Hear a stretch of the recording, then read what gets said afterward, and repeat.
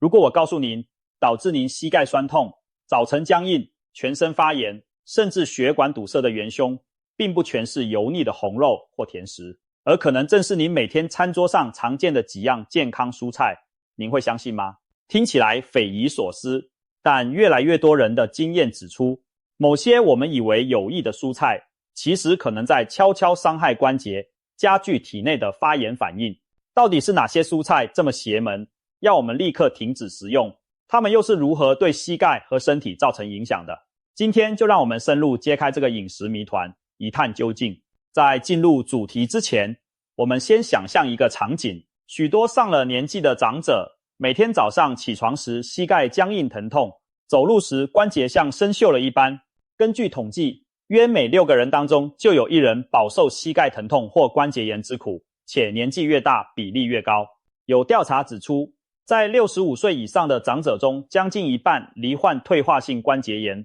，80岁以上则约有80%。这些疼痛患者常把关节问题归咎于年纪大了、退化性关节炎或天气影响。也有人怪罪平日吃太多肉、油炸食品导致发炎，但您可曾想过，凶手可能藏在蔬菜堆里？事实上，科学家逐渐发现，慢性发炎，也就是身体长期处于轻微发炎的状态，是许多退化疾病的根源，包括关节炎、动脉硬化甚至失智症。而引发慢性发炎的因素，除了压力、肥胖、抽烟等生活习惯外，饮食也扮演关键角色。高糖高油的食物会促进发炎，这点大家耳熟能详，但某些蔬菜引发发炎却令人难以置信。毕竟，蔬菜一直被视为健康饮食的支柱，富含维生素、矿物质和纤维，怎么可能伤害我们呢？然而，当我们仔细研究，还真有那么几种特定蔬菜，体内潜藏着化学物质，如同潜伏的刺客，在特定情况下可能对我们的关节和身体不利。现在就让我们揪出这3个暗藏杀机的蔬菜，一一揭开它们的真面目。第3种恶魔蔬菜就是青椒。首先出场的是青椒，有没有很意外？色彩鲜艳、维生素 C 丰富的青椒居然会榜上有名。青椒，尤其是常见的绿色青椒，一直被当作健康食材，但它体内潜藏的一种物质叫做凝集素，却可能是令身体发炎的隐形推手。凝集素是一种植物蛋白，本来是植物的防御武器，在自然界中，它能防止害虫啃食植物。问题在于，当人类吃下含有高量凝集素的食物时，凝集素仿佛一把无形的小刀，可能在我们的肠道上刺上一下，它会和肠道细胞表面的糖分子结合，扰乱细胞间的紧密连结，导致肠道变得渗漏。通俗地说，就是出现肠漏。肠道壁不像平时那么严密，出现些微缝隙，让本不该进入血液的大分子或毒素有机会渗透到体内。当肠漏发生时，我们的免疫系统立刻拉响警报，认为有外敌入侵，全身性的发炎反应就可能被触发。想象一下，本来肠道是城墙，守护着体内环境，一旦城墙被凝集素打出破口，各种细菌残骸、未完全消化的食物碎片就如敌军一般窜入城中，我们的免疫士兵疲于奔命，到处引爆战火，这便是全身发炎的开始。青椒虽然美味，但若大量生吃或没有煮熟，其中的凝集素可能残留活性并保留下来。事实上，许多豆类，例如红腰豆、扁豆等，都含有高浓度的凝集素，生豆吃下去甚至会引发食物中毒。青椒的凝集素含量虽不如豆类那般可怕，但长年累月，每日摄取一点，是否可能在敏感体质的人身上逐渐累积影响？有些医生和学者认为确实如此。近年来，美国有医生提出防弹饮食、植物性食物悖论等理论，特别点名茄科蔬果如青椒、番茄、马铃薯等富含某些抗营养成分，包括凝集素，可能导致肠道发炎和身体不适。因此，他们建议一些有慢性发炎、关节炎甚至自体免疫疾病的人，可以尝试暂时避免青椒等茄科蔬菜。结果，有部分患者的症状竟然明显改善。这些案例听起来虽像传闻，但也让人不得不重新审视青椒对发炎的潜在影响。当然，我们并不是说青椒是毒药。正常情况下，适量吃经过充分烹煮的青椒，对大多数人来说并不会立刻造成什么问题。然而，如果您本身就有不明原因的关节疼痛或慢性发炎困扰，不妨留意一下，您是不是每天都吃很多青椒呢？您是否偏好生吃彩椒沙拉，或者烹调时间很短，青椒仍脆生生的就下肚？这些习惯可能无形中提高了凝集素的摄取。如果情况符合，不妨先停一阵子不吃青椒，看看身体状况是否好转。许多人报告，他们停掉青椒和其他几种可疑蔬菜后，早上起床变得不再僵硬，膝盖也灵活了不少。虽然科学上对此机制还在研究中，但对饱受疼痛折磨的人来说，不妨一试，或许真能从中受益。第二种恶魔蔬菜就是茄子。接下来要揭露的是紫色的茄子，柔软绵密的炖茄子，香辣下饭的鱼香茄子，是许多人餐桌上的美味。但茄子之所以带点微微的苦涩味，正因为它含有一类天然毒素，学名叫生物碱，其中包括了龙葵碱等成分。生物碱是茄科植物的护生秘宝，对植物而言，龙葵碱可以杀虫防霉，使茄子在野外不容易被啃食。然而，对人类来说，摄入过多生物碱却可能带来麻烦。高剂量的生物碱会对神经系统产生毒性，导致恶心、头晕，严重时甚至可能引发幻觉或麻痹。别忘了，马铃薯发芽变绿时也会累积大量龙葵碱，误食那种发青发芽的马铃薯可是会中毒的。虽然我们平常吃的茄子不至于像发芽马铃薯那样剧毒，但长期少量的生物碱摄取是否会在关节处积少成多，引发慢性问题？这正是许多人怀疑的。茄子所含的龙葵碱被认为可能干扰软骨细胞的正常代谢，加剧关节炎的炎症反应。还有传言指出，茄子富含皂苷，若生吃可能刺激肠胃，加重发炎。虽然茄子里的皂苷含量其实不算太高，而且只要烹煮后再吃就不影响人体，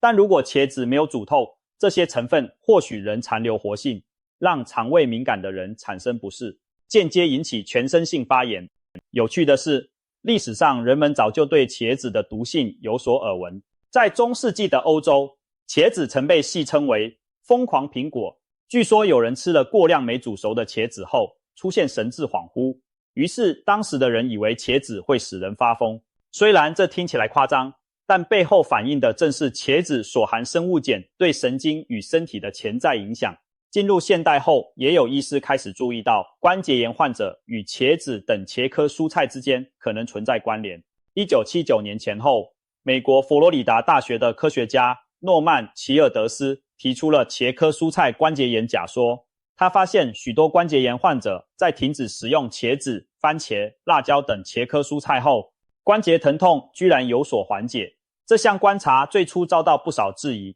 因为传统营养学不认为一般蔬菜会造成如此影响。但随着时间推移，不少民众亲身试验后现身说法，支持了这个说法。他们发现，一旦戒掉茄子等食物，自己的膝盖肿胀减轻，疼痛发作次数下降。这类案例报告累积多了，医学界也不得不重新审视其中可能的机制。那么，我们真的该从此永远将茄子拒于千里之外吗？其实也未必。就像青椒一样，适量且充分煮熟的茄子对大部分人来说是安全的。烹调茄子时，我们常先用盐腌一下，逼出茄子的水分和苦涩味。这个传统料理技巧其实也在降低茄子里部分生物碱的含量，同时将茄子热油快炒或炖煮至完全软烂，也能破坏绝大多数有害物质。所以爱吃茄子的朋友不需要过度恐慌。正常情况下，您的身体有足够的解毒能力处理少量生物碱。话说回来，如果您本身就罹患关节炎或莫名的慢性发炎，倒是可以做个实验，暂停吃茄子几周，观察自己的症状变化。如果发现关节疼痛真的有所改善，那就暗示您的体质可能对茄子敏感，可以考虑持续避免。毕竟每个人体质不同，有些人对这类植物化学物质特别敏感，少吃对他们反而是一种保护。总而言之，茄子并非洪水猛兽，但对特定族群而言，它确实可能是悄悄伤害关节的黑手之一。第一种恶魔蔬菜就是马铃薯。最后压轴登场的反派是几乎家家户户都常吃的马铃薯。或许有人会疑惑，马铃薯不是淀粉主食吗？把它列为蔬菜算不算数？其实在营养分类上，马铃薯既可以当作主食，也算是块茎类蔬菜。而不论它算哪一类，它对关节健康潜在的负面影响都不容忽视。马铃薯本身并不含什么奇特的毒素，真正的问题在于它的高升糖指数。升糖指数反映食物提高血糖的速度，数值越高，代表吃下该食物后血糖上升的越快。您知道吗？一碗软绵绵的马铃薯泥，其 GI 值升糖指数竟然比白砂糖还高。换句话说，吃马铃薯泥几乎等同于往血管里倒糖水。想象一下，当我们的血液中充斥过量的葡萄糖时，会发生什么事？首先，短时间内暴增的血糖会促使身体大量分泌胰岛素，来应对胰岛素本身具有促进发炎的作用。而且在高血糖状态下，体内的发炎介质也会上升。其次，血糖分子会和体内的蛋白质结合，产生所谓的糖化终产物。这些糖化产物就像生锈或焦糖化一样，让组织变得硬化、脆弱。例如，我们关节中的软骨和韧带富含胶原蛋白，而高血糖会加速胶原蛋白的糖化，就像把软 Q 的胶原烤干烤焦，失去弹性，更容易磨损断裂。长期下来，关节退化的速度明显加快。不仅如此，高血糖还会引发全身性的低度发炎反应。糖分过多时，身体进入一种代谢压力状态，免疫细胞变得异常活跃，释放出更多促发炎物质。这就是为什么糖尿病患者往往伴随慢性发炎问题。更糟的是，他们的关节炎发生率和严重程度也比一般人更高。研究显示，糖尿病被称作退化性关节炎的加速器，因为糖尿病患者的关节软骨退化往往比非糖尿病者更迅速、更严重。而马铃薯等高 GI 食物正是糖尿病患者的大忌。或许您会说，我又不是糖尿病，吃点马铃薯有那么可怕吗？诚然，对于健康人来说，偶尔吃一顿薯条或一碗马铃薯泥并不会立刻毁掉关节。但如果膝盖本来就不好，家族中有糖尿病史，或者您的体重超标，血糖边缘偏高，那么禁马铃薯一杯，慢走不送酒也许是明智的选择。尤其要避免将马铃薯煮得过于软烂，比如熬成浓汤、打成泥状或高温油炸。这两种烹调方式会使淀粉更容易被快速消化，转化成葡萄糖，导致血糖飙升更剧烈。若改用水煮且连皮一起吃少量马铃薯，对血糖的影响会相对缓和一些。但整体而言，马铃薯仍属于 GI 值偏高的食物。值得注意的是，现代人常把马铃薯当成健康餐的一部分，认为它是天然的全食物，胜过精致白米饭或面包。然而，我们忽略了关键，吃下马铃薯后的血糖反应其实和吃白饭、白面包相差无几，甚至有过之而无不及。如果每天都以大量马铃薯替代主食，长期下来可能让您处于一种隐性高血糖状态。您的关节也许当下不像一碰就痛，但软骨退化正在悄悄加速。等到有一天膝盖发出明显警报时，可能为时已晚。综上所述，马铃薯并非像青椒或茄子那样含有直接的植物毒素，它的危险在于对血糖与代谢的影响。对关节健康而言，这种影响或许是潜移默化但累积性的。假如您真的热爱马铃薯的风味，也请务必适可而止，并搭配其他低 GI 的食物一起食用，以减缓血糖冲击。稍后我们会介绍的几种超级消炎蔬菜中，就有可以替代马铃薯的更佳选择。现在我们已经认识了可能伤害关节的三大蔬菜元凶，接下来该把舞台交给拯救关节的英雄们了。现在让我们把目光转向能拯救我们膝盖和身体的超级消炎蔬菜。老话说，对症下药，既然某些食物会加剧发炎，那么也有食物能帮助我们灭火、舒缓疼痛。以下三种蔬菜就被营养学界和中医食疗专家共同推崇为抗发炎的佼佼者，把它们常态性的请上餐桌，不仅能让血管变得通畅，关节减轻疼痛，有时甚至效果堪比吃药。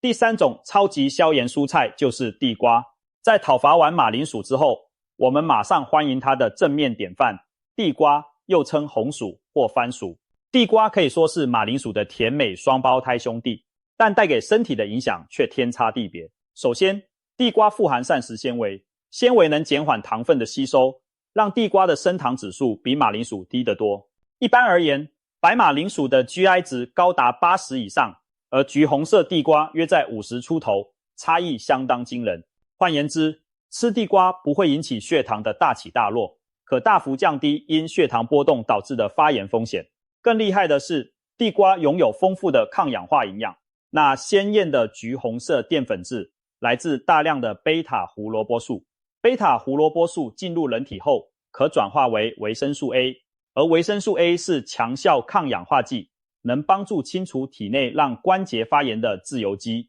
同时，地瓜还含有花青素、维生素 C、镁离子等元素，对降低发炎指数也有益处。过去民间常说三薯养生，指的就是红薯、山药和芋头都是物美价廉的天然补品，特别是地瓜更被称作长寿食品。20世纪中叶，营养学家调查世界上几个长寿村的饮食，发现日本冲绳地区的100岁老人特别多，而他们年轻时期的主食之一正是紫色地瓜。紫地瓜富含的大量花青素是强大的抗氧化物质，能对抗体内的慢性发炎，并保护血管弹性。许多老人家或糖尿病患者平时用地瓜替代部分白米或面食做主食，不仅提供稳定能量，还能抗氧化、抗发炎，维持理想体重，进而减轻关节的负担。可以说，地瓜是大自然给予我们对抗发炎、远离膝盖疼痛的一份礼物。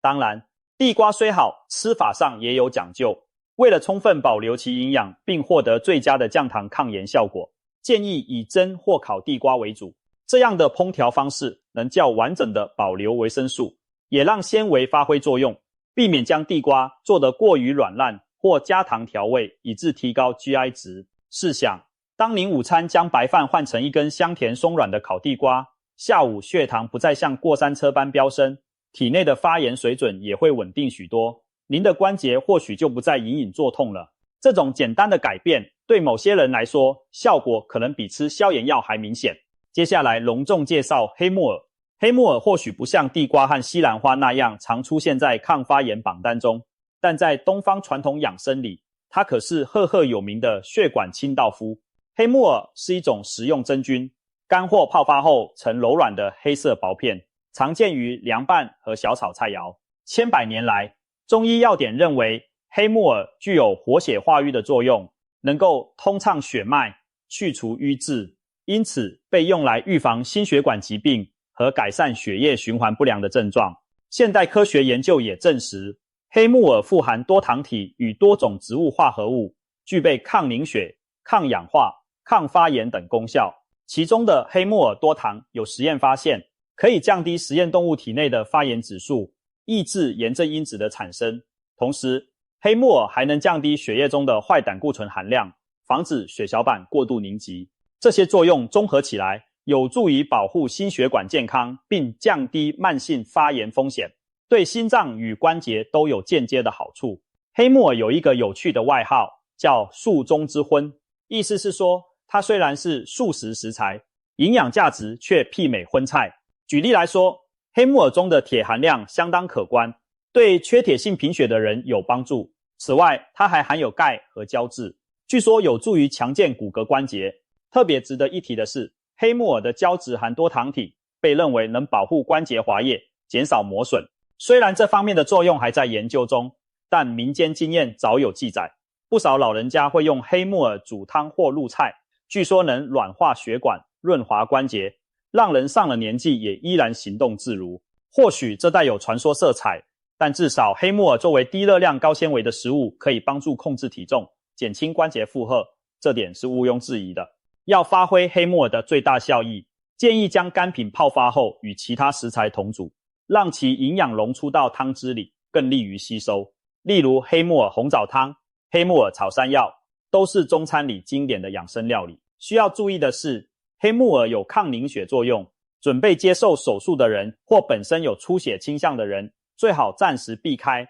以免影响凝血功能。总的来说，每周吃上2到3次黑木耳，将它作为荤菜和青菜之外的第3类食物，长期坚持下来，对改善血液循环、降低身体慢性发炎程度会有很大注意，间接也就保护了我们的心脏和关节。最后登场的压轴好戏是许多人早有耳闻的抗炎明星西兰花。西兰花又称花椰菜，它隶属十字花科蔬菜家族，同门兄弟包括高丽菜、羽衣、甘蓝、芥蓝等，都以富含营养和抗癌抗炎物质而闻名。其中最令人津津乐道的，莫过于西兰花所含的萝卜硫素。萝卜硫素是一种强效的植物化合物，在实验中证明可以抑制关节软骨中破坏性酶的活性，从而减缓骨关节炎的进程。2013年，英国东英吉利大学的研究人员发表了一项突破性研究，结果发现，当让实验鼠摄取含萝卜硫素的饲料后，它们的软骨破坏程度明显减轻。同时，研究人员对数十名受试者进行了人体试验，发现每天食用一份西兰花的受试者，其关节炎的生化指标有所改善。这项研究让多吃西兰花预防关节炎的理念声名大噪，许多医生开始建议关节不好的人每周至少吃2到3次十字花科蔬菜。除了萝卜硫素之外，西兰花还富含维生素 C、维生素 K 和叶酸。维生素 C 是合成胶原蛋白的关键要素，而胶原是软骨和韧带的重要成分。多摄取维 C 含量高的蔬菜水果有助于软骨修复。维生素 K 和叶酸则参与骨骼代谢，促进骨质强健。可以说，西兰花不仅能抗炎，还为关节提供了全面的营养支持。难怪营养学界有人把西兰花称为植物界的维骨力。就像市面上的软骨保健品那样，西兰花提供了修复关节所需的原料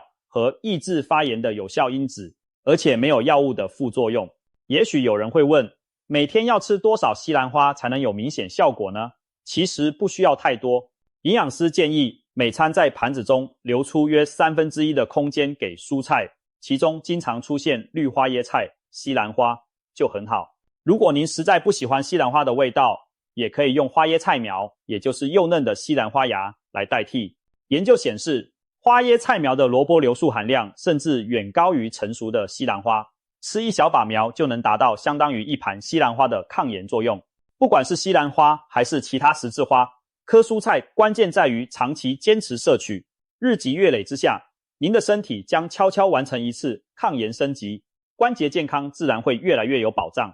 最后总结一下，我们的日常饮食中完全没必要谈茄科蔬菜色变，也不必把所有痛风、关节炎问题都一股脑儿归罪到青椒、茄子等食物上。科学证据其实告诉我们，正常适量吃这些蔬菜并不会直接毁掉关节。然而，饮食对于发炎程度的影响却是不容忽视的。一些人或许天生对某类食物特别敏感，当减少摄取后，确实觉得关节疼痛改善，那就不妨持续观察下去，同时把重心放在均衡饮食和摄取抗炎食物上面，试着把上述提到的超级消炎蔬菜融入菜单，比如每周几次用烤地瓜代替白饭，经常在汤品或小菜中加入黑木耳，几乎餐餐来点绿花椰菜。不要怀疑，坚持一段时间之后，您的身体或许就会回报您一份惊喜，血管会变得更健康，关节更灵活，整个人都精神焕发。